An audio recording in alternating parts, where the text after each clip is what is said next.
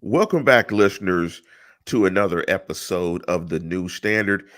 And I want to thank everybody that joined us for our special halftime show. That was something that we may try next year, but it'll depend on if I actually get NFL Game Pass. So it may be tough for us to do that next year. I hope you guys like that.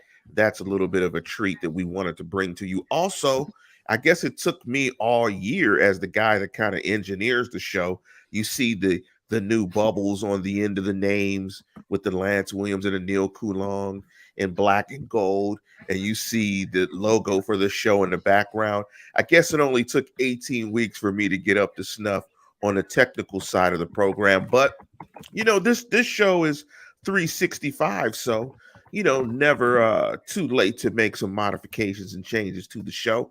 As always, if you want to participate in the program, make sure you catch us on YouTube. Do a search for the New Standard and Lance Williams or Neal Coolong. Also, you can catch us on any popular podcast feed. Excuse me. Just do a search for the New Standard and Steelers, and you will find the program. If you're on YouTube joining us right now, please, please, please, please hit us with a like and subscribe. We want to get the show monetized. And unfortunately, the title of this program is Bon Voyage, Big Ben. And forget you, Double H. Double H is killing me already. Oh, Lance, a CMU grad needs to be tech savvy. And I actually have on my CMU hoodie, as you can see, the tartan colors. Lance is not tech savvy. No, Sorry, CMU. I'm Sorry sort for of all you tech math savvy. teachers from CAU out there. I'm sort of tech savvy, but I'm an older guy, so I'm like older tech savvy. So, but that's one thing. That's one misconception. Like you can be tech savvy around certain things, but you can't be tech savvy about everything. And sorry for your loss, Melvin. Melvin wrote that he was at a repass. No worries, Melvin, that you were late to the program, and I understand life is bigger than the Steelers for some people. I don't even know what a repass is. What's a repass? A repass, I believe, don't let me get it wrong, but a repass is, I believe, it's kind of I'm going to get it wrong, so I'm not going to define it. But it's either, when someone is passed along, it's either sort of the ceremony that it's not really a ceremony, it's just like a viewing, and where people Okay. go to view the body over the course of a couple of days. Catholics call that a wake. Is that the same thing? No, well, I think you're right. That's the wake. I think the repass is after someone passed, and you go to the repass afterwards, and you eat food, and you They're eat dead food. at the wake too, Lance. Well. Anyway, I'm sorry I messed that up, Melvin. And Neil Melvin, put could you me just on this. tell us what it is? I was kind of waiting for that. Neil put me on the spot and tried to Yeah, have me sorry. It's been define a really it. long day. But well, when Melvin said it's when you celebrate the life of the dead, and it might be this podcast and this particular show if we continue to talk about a the new repass. repass. But thank you, Edgar Torres, for hopping onto the program and kind of resetting us, because actually, I am excited for this off season, and we're going to bring you a lot of content. I think actually, in my opinion, I think that's kind of the business season is kind of where I think we shine the most. But just looking at the game book for this show, I mean, I wrote on Twitter, I mean, damn, Travis Kelce threw a touchdown pass. I mean, that kind of just sums up the whole damn game. I mean, you look at Patrick Mahomes' numbers. Did you see Mahomes' numbers? He was 30 for 39, 404 for 5 touchdowns for a 138 quarterback rating. I'm willing to bet that 4 of his 9 incompletions came in like the first quarter. And he was just lights out from that point on. And this is what me and Neil were trying to say. And we weren't trying to kick the Steelers, but unlike other shows that are going to be really fanboy, and I won't mention those shows, we're going to try to be honest. We're going to give you our honest thoughts on the Steelers. And when, you play an opponent and they score 42 against you and 36 against you and average 39 points per game, that was the difference of between these two teams. I mean, when Vegas makes a team 12.5 point favorites, I mean, it kind of says everything. It means, you're not a good football team. It means you got there, but you were probably kind of lucky to get there. You don't have to apologize, but it shows you the difference between the Pittsburgh Steelers and the Kansas City Chiefs and probably the Buffalo Bills or any other very good team. There's just a chasm. There's just a big chasm between what is really good and what is average. And the Steelers right now are just an average team. And Grayson brought it up because it's always brought up often about Tomlin having a winning record overall. But Grayson did bring it up that Tomlin has a losing record in the postseason. Finally, a losing record. But for you, Neal, when you look at this particular game, is there any number that stands out for you other than a big 42 points by the Kansas City Chiefs? I think I would say the number 5 for me, because I swear, Lance, we've done 4 previous post-game podcasts of games that looked a lot like this one did. Statistically, it looks a lot like this one in some ways, not all, but some ways. And the Steelers won a couple of those games. I mean, that Ravens game was a train wreck in terms of offensive stats. And the Steelers had, the fourth quarter to kind of run these stats up a bit, and clearly they did. I just think overall, this game didn't feel at all unfamiliar. This is not like a stomach punch level loss. This was exactly what we saw from this team. We could have told you this was all going to happen. It's, in the weirdest way, in every way but the score, the most predictable season we've ever seen. Except they somehow gutted out a few games. I have said this since it happened, but that Tennessee game was so ridiculously beyond normal. You don't see games like that very often. The fact that they won that game was ridiculous. It was so stupid. And it came down to the fact that you can't pick just one, but if they don't win that game, which they shouldn't have, they're not playing in this game. And at the same time, they lost worse this season at times than they did to Kansas City. I think the first Kansas City game was worse than this one, to be honest with you. Yeah, they didn't have a first quarter in that first game. Kansas City just didn't, they didn't pull the sled, I think, as hard as they probably could have at the end of that one, like they did with this one. They're throwing passes with Kelsey for their last touchdown, and then they probably, out of respect, tried not to score the rest of the way. Yeah. It was just, it was so similar in so many ways that it's hard to wrap my head around just how weird of a season this really was. And the predictability of the end, we didn't pick Pittsburgh to win this game. I don't know anybody with any sense that picked Pittsburgh to win this game. Well, the manner in which they lost wasn't surprising. Kansas City is a really, really good football team. I would not be surprised if they win at all. They're very good. You're going to have a problem beating them, but nothing we saw from Pittsburgh tonight, Lance, was abnormal in my mind. This is exactly what I expected to happen. That's an incredible number, and welcome to the show. And sorry if you've been on the show before, Super Steelers. The name looks a little different or a little new, that the Steelers had 12 yards of offense in the first quarter. But here's the thing, Neal. Here's the thing. And I mean, like, even when the outcome is probably what it's going to be, it's still, as a fan, it still is kind of gut wrenching.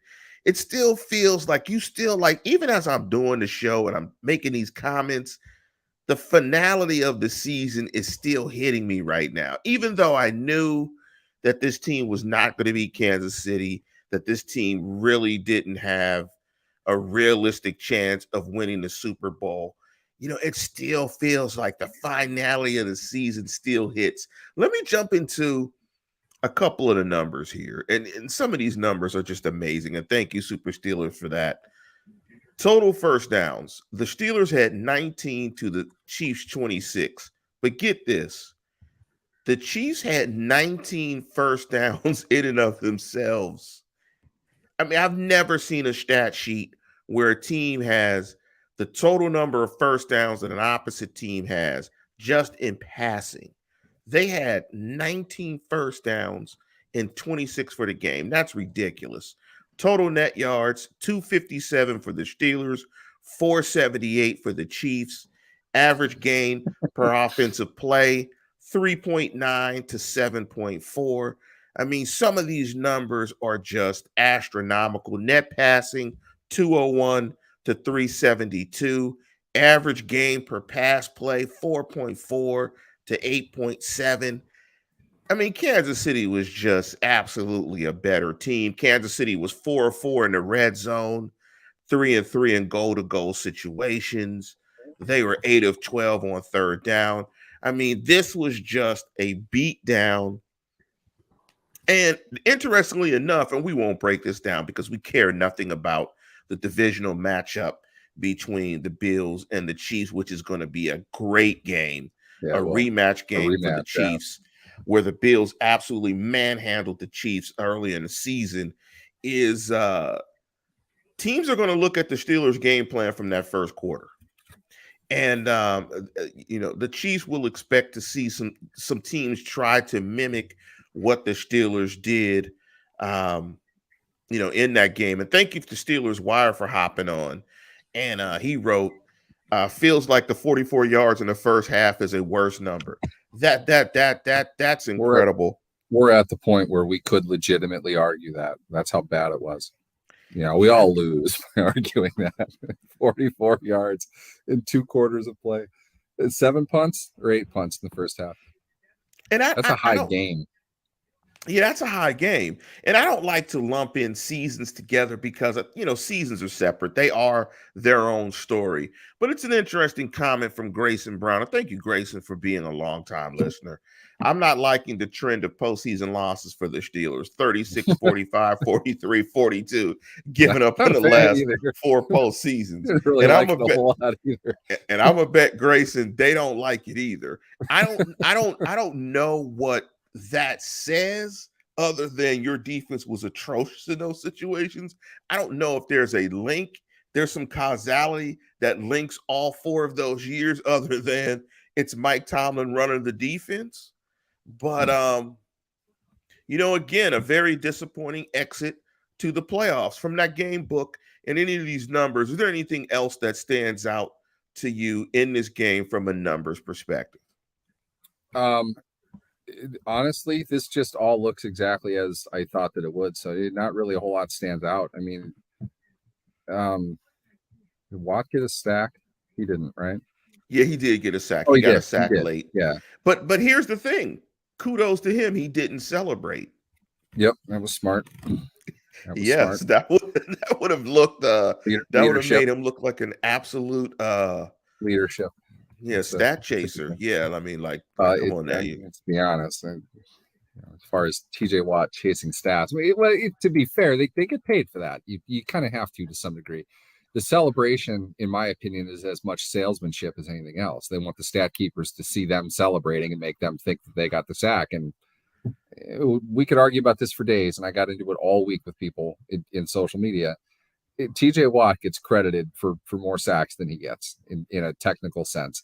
And that's fine. Everybody gets that. It's the record itself doesn't matter. I think he's put together a 3-year run for the ages, but he's probably had 3-4 sacks in that time that really aren't his. Honestly, will kind of give the superstar. I mean, honestly, off the top of my head, in terms of sacks from a 3-year stretch, I mean, the only type of player I can think that probably had a 3-year stretch as good as him was his brother, JJ, as well as maybe Reggie White. Reggie White probably had a 3-year stretch that was probably as good. Because since that came up, let's see what exactly TJ Watt is in comparison to. Shut up, stupid ad. I'm thinking Khalil Mack or Von Miller. Those are the first 2 that came to my head, but let's see where they all compare here. Yeah, and Aaron Donald has had a dominant stretch like that. Here's a couple other numbers just to throw out a couple of numbers that are odd in this game. It's odd when the time of possession is even. When it's 30 minutes, 30 minutes. That's pretty odd. It's 30 minutes, 30 minutes. And not only was the time of possession 30-30, but the final score was split in half as well, 21-42. Those are some odd numbers as well. Here's some other odd numbers when you look at this game. And of course, the Patriots gave up 7 consecutive touchdowns, which was beautiful.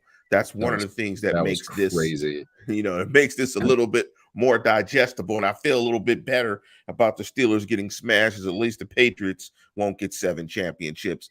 Is the Chiefs scored on 6 consecutive drives. And the Steelers punted, of course, on 7 consecutive drives, but they did not punt in the second half. But so there were some streaks in this game.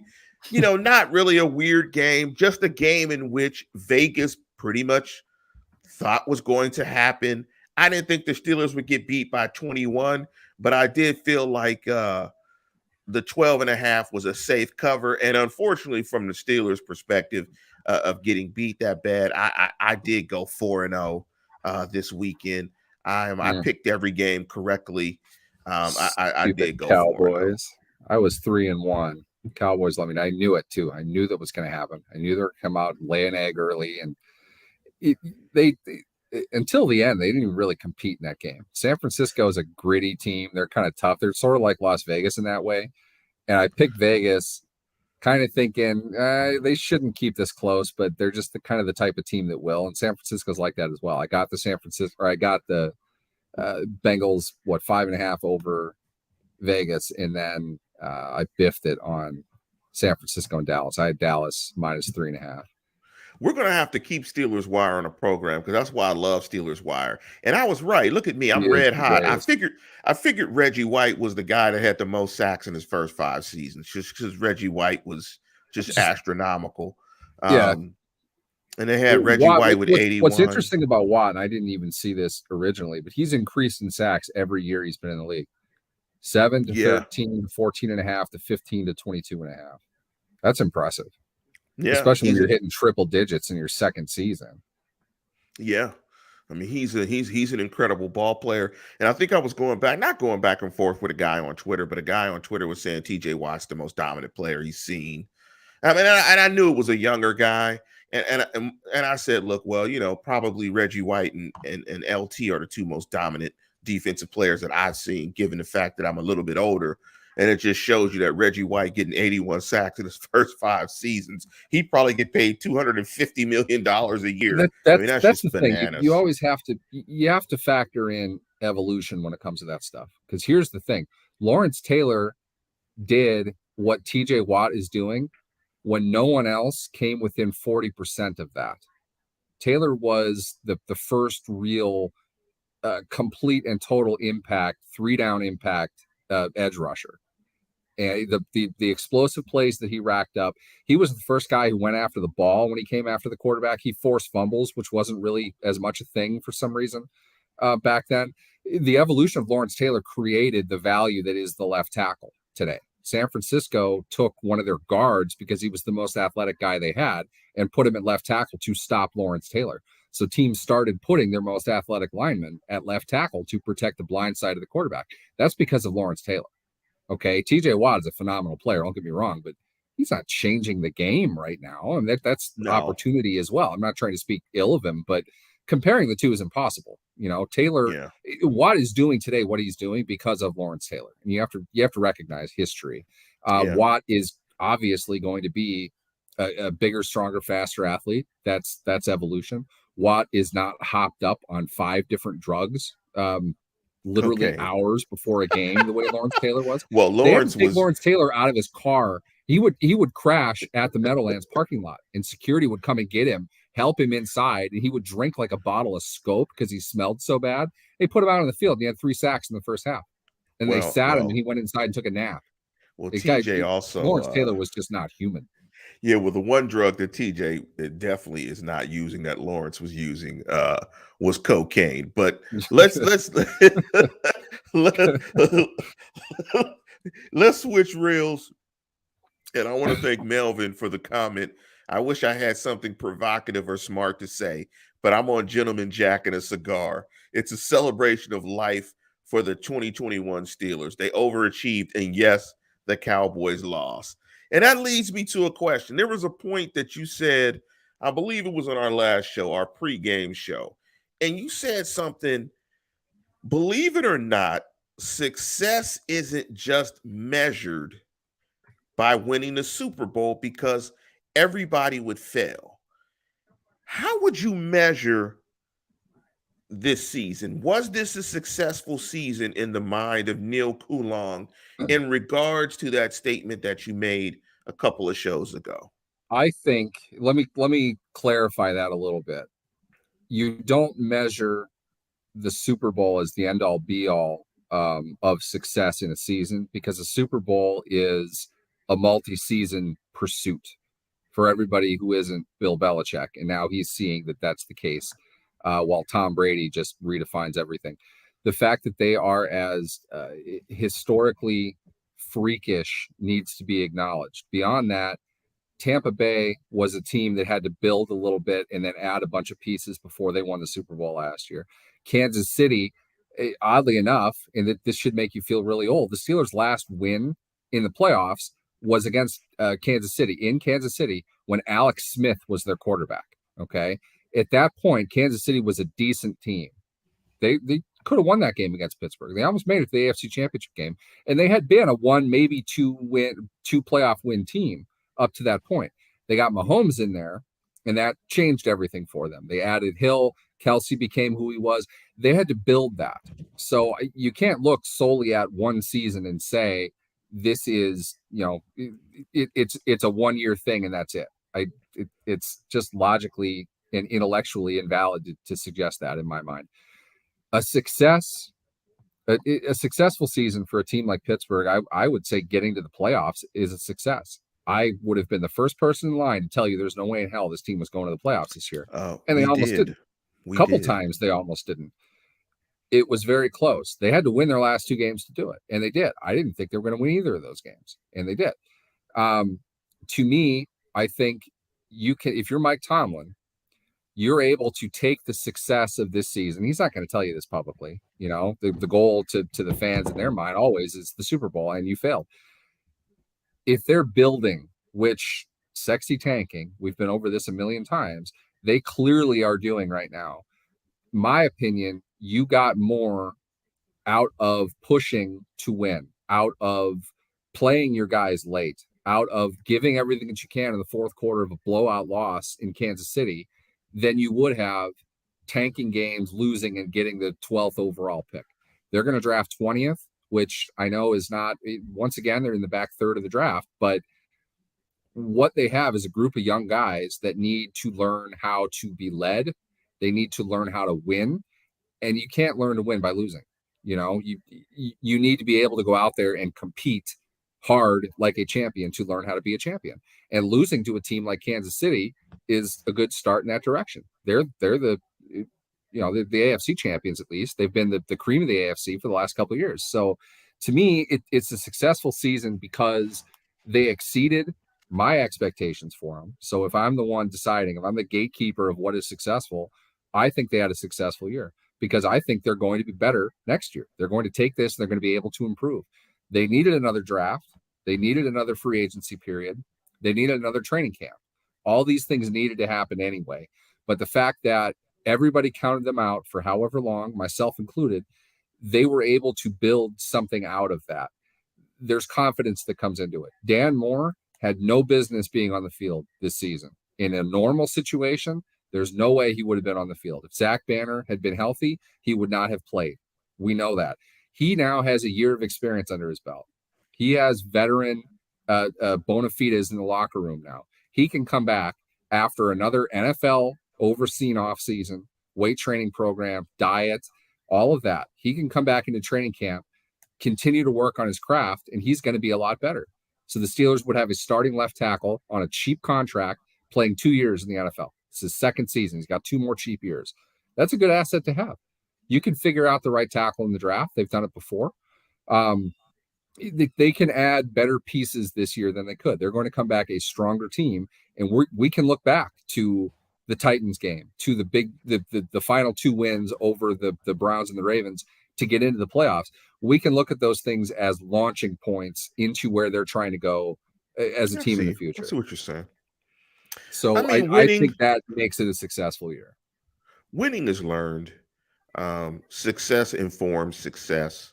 And so you can't tell me that the Steelers aren't further along than, say, Jacksonville, even though Jacksonville has Trevor Lawrence, right? You've got to learn to win. It's a process, and it was a process for the Steel Curtain Steelers. When they lost to Miami, that Miami team that went undefeated, when they could have beaten that Miami team and started the curtain even earlier, but it was a process. They had to lose that game to become what they became. And if we look back in another couple of years and this is the start of something, another run, I think we'll point back to this. I think, Yep. success informs success, because they'll look back and point to some of the things that they did that got them to this point, and they can build on those things. They prepared for a football game in the playoffs. They felt that intensity. They felt it ratchet up. So I think this year was a success. And I think you have to look at success in the context of the year itself. I know that the historical stuff means everything and it's all great, but if you're a bad team, you can't hold your historical legacy as the measuring stick of your success. If you're a bad team, you're just a bad team. And if you overachieve, it's successful. Now, in terms of historical success and all that stuff, of course it isn't. But I don't think anybody went in, at least I think anyone who actually objectively looked at this football team thought that this team was a playoff contender or even a Super Bowl contender. So I do think that this year was a success as well. This podcast was a success because it took all year for us to finally get hacked, and someone, hey, Just saw that. kudos to somebody that hacked the Hey, show. we're on You are we're on a radar. nobody. You're nobody to somebody tries to kill you, and hey, I kudos to whoever Fantastic. chimed in the show and gave us with that fantastic comment. But That's great. before we talk about, to Ariel's point, what this team needs, and we'll examine that more, I think NBC did a pretty good graphic. Michelle Tafoya, at the end of the game, I took a picture of it. I was going to try to use it for the background. I might use it for the background later. They came up with some adjectives to describe Big Ben. And I just wanted to throw it to you, Neal, about Big Ben. How will you remember Big Ben? I'm gonna throw out some of these adjectives that they put on there. They put family man, all-time great, communicative, Hall of Famer, gutsy, consistent, toughness, loyal, competitor, strong, growth, big, clutch, leader, grit, world champion, authentic, smart. Thinking of those adjectives, is there any one of those adjectives that you think about when you think about Ben Roethlisberger, as it looks like his career is going to end as a starting quarterback for the Pittsburgh Steelers? I hate being cliche these things because you can tell when the national broadcast comes up with the cheesy low hanging fruit. But in reality, I think toughness is probably the biggest thing that you'll get with Ben. Actually, that was the biggest. Actually, in the graphic, toughness was Yeah, the it doesn't word that surprise was me. the biggest. I think it's not the, oh, he's hurt, he's limping around, or he's kind of hinting at an injury all week. That's not what I think of when I think of toughness. What I think of is team is down 14 points in the fourth quarter. He's raising his game. He's playing better than he did. He's directing, he's leading. The most frustration you ever saw with Ben was always early. It was early. Today was a great example of it because they didn't look like they had any clue what they were doing offensively, and that held out for most of the game. But they really were off the page early on, and he would eventually kind of bring everything back together. He didn't care what the score was. He was going to play the game for four quarters. To me, that's toughness. Physically, yes, an extremely tough guy, and I worry about his long-term health. I don't think he's going to be able to walk by the time he's 50. He's beat up. I think there's a reason he didn't take snaps under center because he couldn't really bend over. I mean, his knees are shot. So he was able to play through all of that, and that's great. But the mental toughness, the leadership that Ben brought, to me is always going to be the main thing that stands out. You always felt like you had a chance in a game where Ben Roethlisberger was healthy and he was still in it. They were still playing. He epitomized that grit, the cheesy cliche stuff that you hear about. He played the game hard. He played the game with a competitive edge that you don't see a whole lot of people playing with. He's a throwback kind of player. They're going to miss him. It's not a physical thing as much as he existed this season on guts more than anything else. And he wasn't good, but to be honest, he wasn't bad all the time either. I mean, he was very limited. There wasn't a whole lot that he could really do, but he didn't screw up a whole lot. I thought he was better this year than he was last year overall.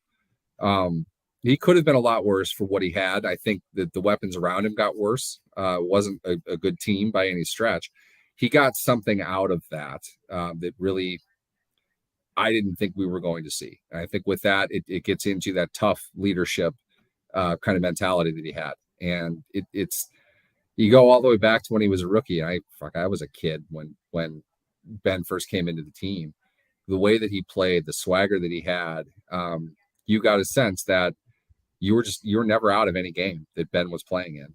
And he gave everything he had for the team. Didn't work out the way that people would have wanted. I get it. But it certainly hats off to him. That's my opinion, second to Mean Joe. He's the best player in franchise history, best offensive player in franchise history. He's a Hall of Fame player.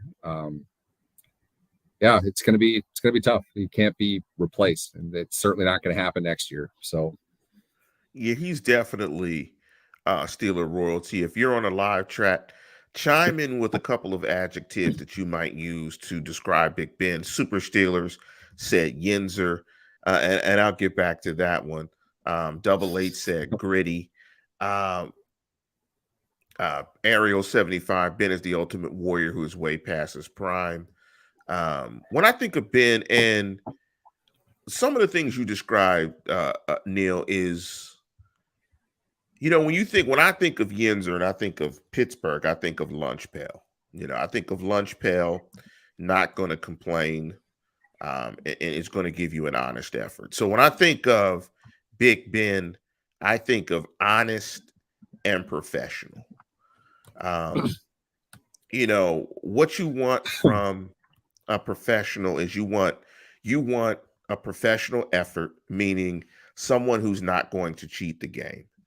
And that's what Big Ben gave you, as well as being a Hall of Fame quarterback. He gave you an honest work every single game he put his helmet on. And you can't say, and John Pennington is saying it here, blue collar, Edgar Torres, eternal. And you can't honestly say that about many people that you work with or have worked with or professional athletes, that they brought it an honest effort every single time they strapped it up. I can never really remember a game where Ben was not trying to win. I think he appreciated being a Pittsburgh Steeler, what he meant, and what that meant in terms of being a hard-nosed, professional, honest football player, because the efforts of the legends in that locker room would not allow you to bring anything else or anything less. Edgar Torres said eternal, because there will be generations in the future that will appreciate what he did during this time here. And I agree, probably number 2 in franchise history. Grayson said, Ben is a Viking. He's absolutely tough. And that leads us briefly into the discussion of the next quarterback. And the next quarterback, and it's going to be a hell of a job being that next guy trying to follow up Ben Roethlisberger. Because I'm going to tell you, no matter what that next guy does, this is what you're going to hear. He ain't Ben. He ain't Ben. That you might as well put that on the last name. The surname of the next quarterback should be Bob. He ain't Ben. It doesn't matter who it is. He ain't going to be number Ben. 17. Yes. Yes. And speaking of next guys, I read a report. I don't know if it was from Steelers Wire. I think I read it from another couple of places that it looks like the Steelers are going to offer Dwayne Haskins a restricted free agent tender. I would imagine it would be a low tender, the lowest tender possibly, because I can't see that there's much market for Dwayne Haskins. But if that's the case, you're looking at Mason Rudolph, Dwayne Haskins, and I think that looks at, maybe a veteran of some sort, Gardner Minshew, and you called that No, Neil Stradamus a couple of years ago. Somebody that's of who that I ilk. wanted. That's who I want. They're not going to bring in 3 veteran quarterbacks that are all of starting caliber. I think it's They might draft one. You're probably right there. my guess. What I would think they would do if they want a veteran, I think Haskins fits that bill, even if it's kind of a pricier. Even 2.3 million, I believe, is the low round tender offer. Nobody's going to Let me match look that that for up. Dwayne Haskins. Do you want to compete with him on the open market, though? Then he gets a chance to leave. He's going to be the backup. He might think that he has a chance to start somewhere else. I can't imagine that that would be the case, but somebody else might sell him on that. I could see that going either way. I would not say that that's locked in stone. But you get the issue of, and this goes back to Bill Parcells' famous axiom, when you have 2 quarterbacks, you have none. What that means Yep. is if you have 2 guys, neither one of them can separate from the other, you don't have one. You need a guy. You need to know who that is. They can't spend it pregame in week 1 splitting snaps. You need to know who it is, and you need to go with them. At the same time, if you aren't sure of who that is, and you still need to divide the labor that way, you don't have a quarterback. So if you're going to bring Haskins in to be a backup at $2.3 million, what are you doing? What's the point of paying Rudolph $4? You don't have a quarterback. So you're paying a combined $6 for the 2 of them, plus the $10 million dead for Ben. You've got a $16 million quarterback that is worth individually a quarter of that at most. You're spending a lot of money to not have a quarterback. I'm gonna say 8. So what I think makes the most sense, you've got Rudolph already signed. Look, you've heard me talk about Mason Rudolph, not my favorite player. Whatever. We'll get into that this offseason. He's signed. He's locked up. Your best option is to draft a quarterback and have the rookie be a backup and bring in a veteran journeyman if you want 3 quarterbacks. And I would only say to do that because you've got a rookie backing up kind of a not good player. You might want to bring in another guy for the sake of the room for some mentorship. That wouldn't be a Gardner Minshew. Minshew can play. He's worth a lot more than that. I think he signed a 2-year deal. So I think Philadelphia still has the rights to him. You don't want to have to pay assets to acquire one. There are plenty of junky backup quarterbacks on the market that could serve the role that you want. Question is, I would say this, bring back Josh Dobbs. You've enjoyed paying Josh Dobbs to be an assistant coach all these years. Do it again. I mean, I don't think there's an issue with that. You called That's him an probably assistant coach. well, literally, that's what he is. They put him on IR for a hamstring injury in the preseason. They didn't want to put him on the roster. They were going to pay him $1 million or whatever the minimum was for him to serve in the room. They did that with Gradkowski. They did it with Leftwich. They did it with Batch. They'll do that, and teams do that. That's fine. I don't have an issue with that at all. But that's going to be your quarterback room, in my opinion. If you're paying, you made the decision to extend Rudolph. Rudolph's going to be your guy. I don't like that. I don't agree with it. At the same time, you're drafting 20th overall. If you have a quarterback that you like at 20 overall, it's probably not for this coming year. It's for the future. And I think there are going to be some that will fall to 20 that are probably worth that. So to me, I think that's a good spot to look at, but only if you're 100% set on Mason Rudolph being your starter. Because if you're not getting the starter at 20. You're going to have to go into free agency to do that. And then that opens up a whole other set of doors. Where do you stop with that? Is it Rodgers, Wilson, Garoppolo? Is it Minshew? Somebody like that. Kirk Cousins is going to be plenty available. These are all guys you have to sign to contracts beyond this season. Yes. If you're making that decision, there's no point in drafting a rookie. So you need to know from the start whether or not Mason Rudolph is your quarterback. In my opinion, they made this decision last year. That's why they got him. That's why they signed him to an extension. So they've already made this decision. My opinion, what that means is they're targeting a quarterback in one of the top rounds. Not necessarily one. They found Rudolph in the third. He seemed Here's confident the in that thing. plan for some reason. Here's the thing. Now I'm looking at, and we'll see, this will play out. Um, here's the thing, and correct me if I'm wrong. If you brought in, if you signed um, Haskins to the qualifying tender, which is like 2.4. I think I posted it on the live chat. I think it's 2 point, according to over the cap, it's 2.4 million. I'm looking at Mason Rudolph's number. If you cut Mason Rudolph pre-June 1st or post-June 1st, you take basically 1 million in dead money, and your cap savings is 3 million. If you could you cut Haskins and get the savings for his tender, or when he signs his tender, is that tender counted against your cap, I regardless of believe whether they make the roster? I believe it's guaranteed. So Okay. what that would mean is that would all be dead Okay. if they cut So, him. so But yeah. it's So, you don't cut guys you give those tenders to for that reason. that sets up a scenario. If you could have the $3 million cap savings, you could presumably bring him in, let them compete. Whoever wins the competition, it gets the that's what it starting job, the other is. one gets cut. The other one You gets could, cut, but and you could do it that way, and you draft the next guy and bring, so it's, you have them compete for QB1. You still do the plan with the draft pick and just the other guy on the roster that you have. I forget that Jets quarterback's name that played one start, and ESPN tried to say he might be the starter for the rest of the season, and then he played the next Flacco. game and got destroyed. No, it I wasn't forget, Flacco. It was we were another talking guy. about him. We love that guy. Yeah, I we forget love his that name guy. too. Yeah, for like one start. How fickle fans are. Who But was but that? but what it does say is, I think it does set up an interesting scenario for the Pittsburgh Steelers next year with the quarterback position, because I mean that's probably what we're going to talk about a lot in this offseason.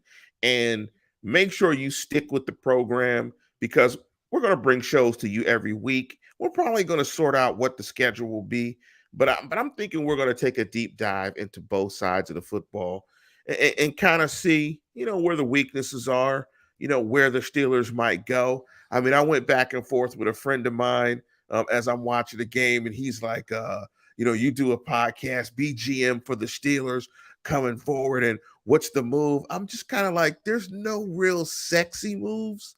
Like, this isn't sexy. Like, it's draft good players, coach them well, and you see what happens. There's enough holes to where, and thank you, Edgar Torres. It was Mike White. Yeah. Um, and One of the few they're quarterbacks in the NFL this year that was worse statistically than Ben Roethlisberger. one of the few, a QBR that was actually almost on the ground. But you know, we're going to dive into it, and we're going to break this down and kind of look at different things, and because it's going to be a very interesting offseason. They're going to have no Ben Roethlisberger at quarterback next year, and they're going to have quite a bit of cap space moving forward. We broke the news about who the next GM was going to be. Make sure you listen to the show, a couple of previous shows where Neal kind of broke that news, or gave a little teaser from a source that he has about who the next GM will be. So there's going to be a lot of news and a lot of things we're going to break down. But before we get out of here, give me your thoughts on the divisional playoffs, Neal. Let me give you the first matchup on Saturday: Bengals Titans. Who you like in that one? I really, it's hard for me to want to continue to bet in favor of the Tennessee Titans.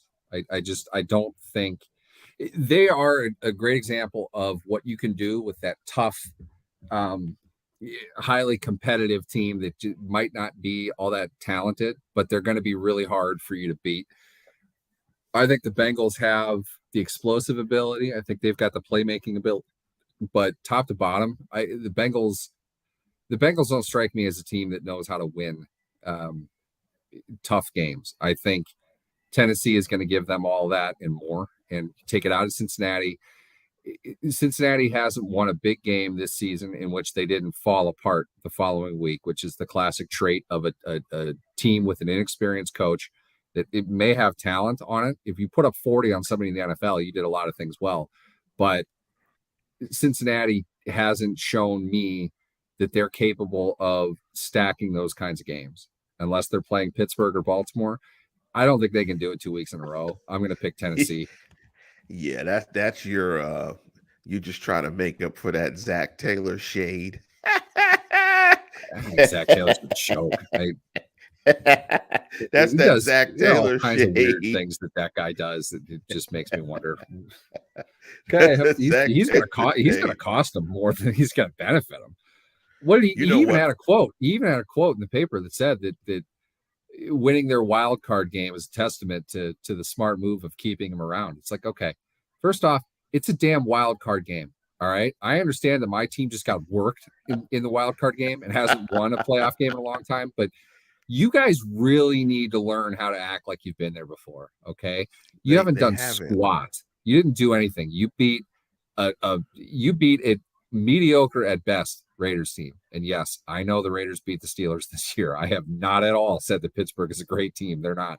The Raiders aren't a great team either. And the Bengals should have blown the doors off of that team in the fourth quarter. And they didn't do it because they don't know how to win. They don't know how to close. They're not good like that. They could beat the hell out of 2 weak Steelers and Ravens teams, but they lose to the Jets. Should have lost to the Bears. Should have lost to the Vikings. They're not a good team. Tennessee has enough armor. You know, they're battle tested. I don't know how long this window is going to be for them, but I think Tennessee is just a better team, and it's going to come down to the fact that I think Mike Vrabel is a better coach. He knows how to direct championship level teams better than Zach Taylor does. Mike Vrabel's a very good coach. Actually, it's very interesting that he's become the best Belichick guy to be a head coach. But I'm gonna go the opposite way. He didn't coach for Belichick. He played for Belichick. He felt. Yeah, that's right. But I'm just, I just lump him in there because he's a Belichick player. But you're right. He did not coach with Belichick. I'm gonna go the opposite way, man. I'm gonna go with Joe Burrow. I'm a believer in Joe Burrow. You've helped convince me, so I'm gonna go with Joe Burrow. I hate Ryan Tannehill, and if Chris Henry doesn't play, I just can't see it. That team is Ryan Tannehill. Ghost of Chris Henry, Derrick Henry. Yeah, that's right. Chris. You know, Derrick Henry, Chris Henry. They're the same. And I'm gonna give you my afternoon pick. I'm gonna go with the Green Bay Packers just because Jimmy G will make a mistake late in that game to give the Green Bay Packers an opportunity to win that game. Jimmy gave G, Garoppolo a 23-7 lead, and you asked him to just simply take care of the game. He missed a huge third down throw. It should have been like a 30-yard gain. He had an interception. Garoppolo, he's garbage. So I'm going to go ahead and jump forward. With that guy. I'm going to jump forward. I know you're picking the Packers against the Niners, and I'm picking the Packers against the Niners. Jimmy Garoppolo on the road again. It shouldn't have happened the first time. I'm pissed about that. Especially not against Cal Football Zone. That's because I bet in betting against Jimmy Garoppolo on the road, which is a pretty solid bet in my mind. I had to bet on Mike McCarthy. Okay, it's a tough spot. Either way, you kind of feel like you're sort of screwed. I'm not. No chance Garoppolo is going to Lambeau to beat Rodgers and LaFleur in that team. There's absolutely no way. Mike Garoppolo, not Mike Garoppolo, but Garoppolo, he will make a mistake. And Mike McCarthy, his teams are typically just undisciplined, and they'll figure out a way to lose. So let's get into the Sunday matchups. I think the Bucks in my opinion, I think the Bucks will beat the Cardinals. But I do not think the Bucks will beat the Rams because their offensive line is broke up. And you could see in that game, Philadelphia was getting after them. That offensive line is if that tackle is out for the Bucks, it's going to be tough. The Bucks are just down a lot of offensive players and weapons. Gronk is not what he was. I just I like the Rams. If the Rams win, I like the Rams to beat the Buccaneers on the road in Tampa. If Arizona wins, I like the Buccaneers to beat Arizona. And I'm gonna go with the Chiefs to win the game against the Bills, but I think it's going to be an outstanding game of two of the Mm, best young mm, quarterbacks in football. I think it's going that's to be an gonna be fun. It's outstanding gonna be game. fun. That's going to The be a Bills are great the Bills game. are such a good team. I mean, they had a weird year. They probably shouldn't have lost to Jacksonville. A little out of character, I think, for them. They lost to the Give me your Steelers picks. somehow. Give me your picks.